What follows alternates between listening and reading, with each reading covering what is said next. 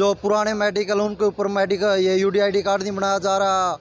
बहुत दुनिया भर की समस्याएं हैं जी विकलांगों को लेकर। हर बुधवार को मेडिकल बनाने की इन्होंने प्रतिक्रिया शुरू कर रखी है। जो कागजों में नज़र आती है हर बुधवार मेडिकल बनाएंगे, लेकिन जब भी मेडिकल बनवाने के लिए विकलांग आते हैं कभी डॉक्टर नहीं होता, कभी कोई समस्या खड़ी कर देते हैं, कभी किसी का 70 का 50 बनाते हैं।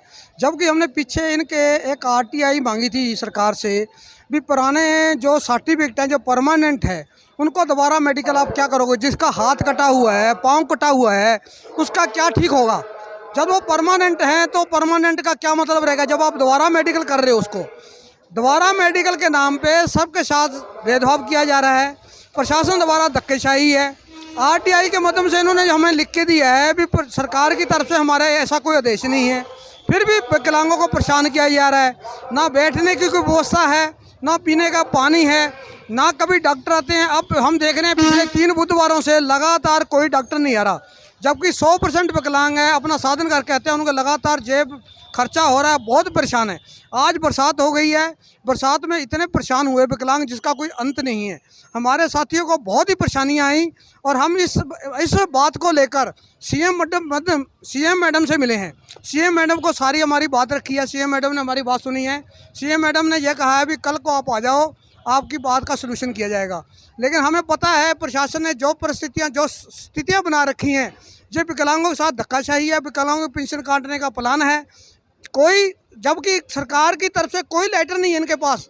हम कहते हैं हमारे कोई लेटर दिखाया जाए भी जब हमारा दोबारा मेडिकल कराने का आपके पास कोई लेटर आया है सरकार, इनके तरफ कोई लेटर नहीं है। लेकिन फिर भी हमें प्रशासन की तरफ से पूरा परेशान किया जा रहा है। हमारी पेंशनें काटी हैं पिछले 6 महीनों से।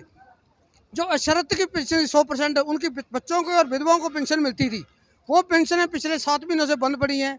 सरकार को कह दिया है, डीसी को कह दिया है, सीएम को लिख दिया है, लेकिन कोई सुनवाई नहीं हो रही। हमारी रणनीति ये है भी हम देखें प्रशासन से बार बार मिलेंगे, ना मिलने के बाद हमारा आगे अगला प्रोग्राम ये रहेगा भी आए बुधवार हम मेडिकल में सीएमओ के सामने धरना प्रदर्शन करेंगे और लगातार भूख हड़ताल तक भी जा सकता है। ये लंबा चले तो ऑल इंडिया लेवल की भी कॉल हो सकती है। विकलांगों को बहुत सी समस्याओं का सामना करना पड़ रहा है। जैसे आज हम बुधवार के दिन मेडिकल बनवाने के लिए जब हॉस्पिटल के अंदर गए तो वहां डॉक्टर ना मिलने के कारण विकलांगों को बारिश के अंदर बहुत सी समस्याओं का सामना करना पड़ा। हम वहां तक बस स्टैंड से ऑटो लेकर गए और वहां डॉक्टर ना मिलने के कारण हमें 2-3 घंटे इंतजार करने के बाद कोई भी सुझाव नहीं दिया गया डॉक्टर आने का। तो डॉक्टर ना मिलने के कारण हम फिर ऑटो लेकर सीएमओ मैडम के पास चले गए। सीएमओ मैडम के पास जाने के बाद हमें वहाँ भी बहुत सी परेशानियों का सामना करना पड़ा। जैसे सीएमओ मैडम के पास जाने के लिए उनका दफ्तर ऊपर की ओर था, तो वहाँ हमारे साथियों को चढ़ने में बहुत सी दिक्कतों का सामना करना पड़ा। वहाँ पर कोई भी लिफ्ट व्हील चेयर नहीं थी, जिसके कारण हमारे कुछ साथी नीचे ही रहना पड़ा और उनमें से कुछ साथियों को ऊपर जाने में भी सीढ़ियों से लाठी के साथ उनको चढ़ना पड़ा और हमें यही बहुत सी कठिनाइयों का सामना करना पड़ा सिविल हॉस्पिटल के अंदर जाने के लिए। पैसे का भी नुकसान हो रहा है। पहले सिविल में गए हम बस स्टैंड से, फिर बस स्टैंड से सिविल से फिर हम सीएमओ मैडम के पास चले गए। तो जी बार बार विकलांगों को यही चक्कर काटना पड़ा। हम 2-3 बज गए वहाँ जाने के लिए और सुबह घर से 9 बजे आ चुके थे हॉस्पिटल के अंदर। जो कई बार हम देखते हैं विकलांगों को बुधवार के दिन बुलाया जाता है, वो थका हार कर आते हैं और फिर भी उनको वहाँ डॉक्टर नहीं मिलता, जिसके कारण उनको काफ़ी परेशानियों का सामना करना पड़ता है। कई बार हम ऊपर ऑफिस में जाते हैं तो उसके लिए रैंप नहीं है,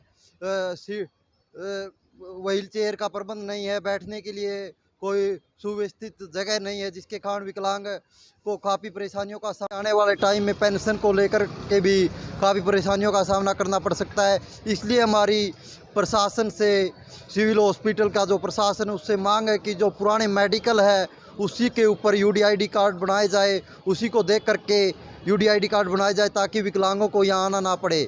और दूसरा जो पुराने मेडिकल है हमने आरटीआई भी लगाई है कि जो आरटीआई में भी ये कहा गया है कि जो पुराने मेडिकल है, जो परमानेंट मेडिकल है, उसी के आधार पर यूडीआईडी कार्ड बनाए जाए। इसी को लेकर के यदि आगे ये समस्या हमारी हल नहीं होती है तो ये जो धरना चलेगा ये हम लंबे टाइम तक भी ये चला सकते हैं और ये जिला स्तर से लेकर राज्य स्तर और इंडिया स्तर पर भी ले जा सकते हैं। साथियों, आज विकलांग अधिकार मंच हरियाणा कि फतेहाबाद जिला कमेटी का प्रतिनिधिमंडल विकलांगों की सिविल हॉस्पिटल में आ रही विभिन्न समस्याओं को लेकर सीएमओ मैडम संगीता मेहता से मिला और अपनी समस्याओं का ज्ञापन देते हुए कहा कि जिस आधार पे आप मेडिकल बना रहे हैं, पुराने मेडिकलों को रिजेक्ट करके नए मेडिकल जो बना रहे हैं, प्रशासन के द्वारा यदि या सरकार के द्वारा यदि किसी प्रकार का कोई पत्राचार आप के पास आया है तो उसको वो हमें दिखाएं। यदि ऐसा नहीं है तो आप विकलांग कानून 2016 का उल्लंघन कर रही हैं। इससे विकलांग भारी संख्या में परेशान हो रहे हैं, बार बार आपके कार्यालय के चक्कर काट रहे हैं। चक्कर काटने के बावजूद भी उनके मेडिकल नहीं बनाए जा रहे हैं और जिसके मेडिकल बने हुए हैं उन मेडिकलों को भी रिजेक्ट करके नए जो मेडिकल बना रहे हैं वो कम बनाए जा रहे हैं। जबकि जो परमानेंट पहले से ही हैं, जो चीज़ें पहले यदि किसी का हाथ नहीं है तो वो हाथ दोबारा तो आया नहीं है, लेकिन उस मेडिकल में जो अंतर किए जा रहे हैं, जबकि एक पुस्तिका सिविल हॉस्पिटल में आई हुई है, उस पुस्तिका के अनुसार भी विकलांगों के मेडिकल प्रमाण पत्र उस तरीके से नहीं बनाए जा रहे हैं और आप इसे बंद कीजिए। ये बिल्कुल गलत है। यदि ऊपर से कोई आदेश पारित हुए हैं तो हम इस पर फिर विचार करेंगे कि हमने अगला कदम क्या उठाना चाहिए। तो मैडम ने से जब हमने बातचीत की तो उनके पास ऐसा कोई ऊपर से आदेश उन्होंने हमारे को नहीं दिखा, ना उन्होंने ये कहा कि हमारे पास कोई आदेश आए हैं, लेकिन उन्होंने ये ज़रूर कहा कि हाँ मैं ऊपर बात करूँगी और इस प्रकार की यदि कोई ऊपर पत्राचार आता है हमारे पास तो हम आपको ज़रूर दिखाएंगे और साथ में आपकी जो समस्याएं हैं हम उसको गंभीरता से आगे ध्यान में रखेंगे। और उसमें फिर हमने विकलांग अधिकार मंच के साथियों ने ये भी कहा कि यदि हमारी अगले बुधवार से पहले हमारी इन तमाम समस्याएं हल नहीं होती हैं तो हम आने वाले अगले बुधवार को हम आपके कार्यालय के सामने धरने पर बैठ जाएंगे, परमानेंट धरने पर बैठ जाएंगे जब तक हमारी मांगें पूरी नहीं होती हैं। दूसरी हमने वहाँ पर ये चीज़ें भी देखने को मिली कि जहाँ पर मेडिकल प्रमाण पत्र बनाए जाते हैं वहाँ से और सीएमओ कार्यालय काफ़ी अंतर है, क्योंकि जहाँ पर सिविल हॉस्पिटल होता है वहीं पर सीएमओ कार्यालय होना चाहिए। यदि किसी विकलांग को कोई परेशानी आती है तो कम से कम वहाँ उनसे मिल सके, लेकिन उससे मिलने के लिए उन्होंने बेकायदा ऑटो लेकर उन्होंने स्पेशल वहाँ पर कार्यालय में जाना पड़ता है। और वहाँ पर भी यदि हम देखते हैं तो एक सीएमओ कार्यालय के सामने किसी प्रकार की कोई व्हीलचेयर नहीं है और साथ में ना कोई लिफ्ट है। विकलांग को जब जाना पड़ता है, क्योंकि मैं आपको बताना चाहता हूं कि जो सेकंड फ्लोर है वहां पर मैडम का कार्यालय है, तो जो 100% खास करके जो विकलांग है वो कैसे वहां पर पहुंच पाएगा।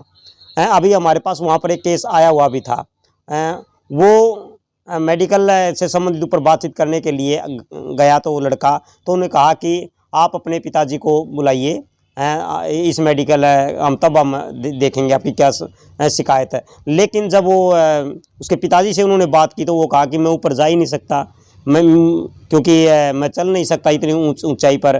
तो उनके पास वहाँ पर किसी प्रकार का कोई साधन नहीं था। तो विकलांग को जिस तरीके की वहाँ पर जो दिक्कतें आई काफ़ी चौंकाने वाली उस तरीके की दिक्कतें थी। इसी तरीके से वहाँ पर सिविल हॉस्पिटल में एक केस हमारे पास इस प्रकार का भी आया कि जब उन्होंने पहले कॉल की कि जी कल बुधवार को मेडिकल प्रमाण पत्र बनेंगे क्या, उन्होंने कहा बिल्कुल बनेंगे, लेकिन जब वो विकलांग आए तो वहाँ पर मेडिकल प्रमाण पत्र इस तरीके से नहीं बनाए जा रहे थे।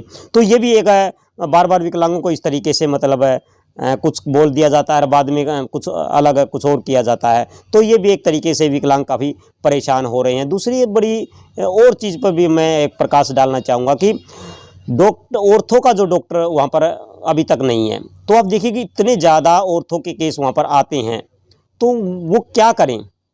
तो अलग अलग हॉस्पिटलों से डॉक्टरों को उस तरीके से बुलाया जाता है, कभी आते हैं कभी नहीं आते हैं। दूसरी बात, ज़्यादातर विकलांगों को रेफ़र किया जाता है, तो उससे भी विकलांग काफ़ी परेशान हो रहे हैं। मन में आता है तभी रेफ़र कर देते हैं, थोड़ी छोटी समस्याएं होती है तो भी रेफ़र कर देते हैं। जो केस परमानेंट है उसमें कोई सुधार नहीं हो सकता, उसको रेफ़र कर देते हैं, उसके चेकअप के लिए आगे बोल देते हैं। तो ये जिस तरीके से डॉक्टरों की मनमानियाँ चल रही हैं, इससे विकलांग काफ़ी परेशान हो रहा है, काफ़ी पैसों का उसको लॉस हो रहा है।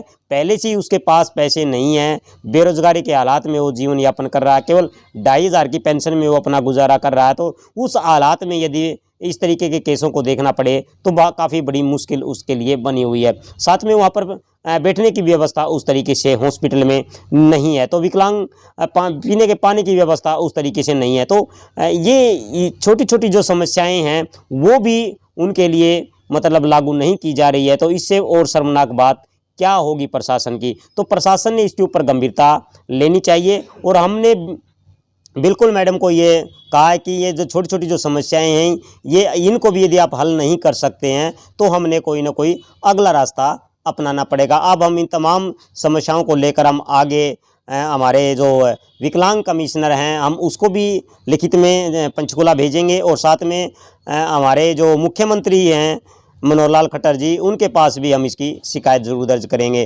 देखते हैं कि ये प्रशासन और सरकार कितना हमारे इन समस्याओं के ऊपर हल करती है। यदि हल नहीं करती है तो संघर्ष के सिवाय हमारे पास कोई रास्ता नहीं है, फिर हमें मजबूरन सड़कों पर उतरना पड़ेगा।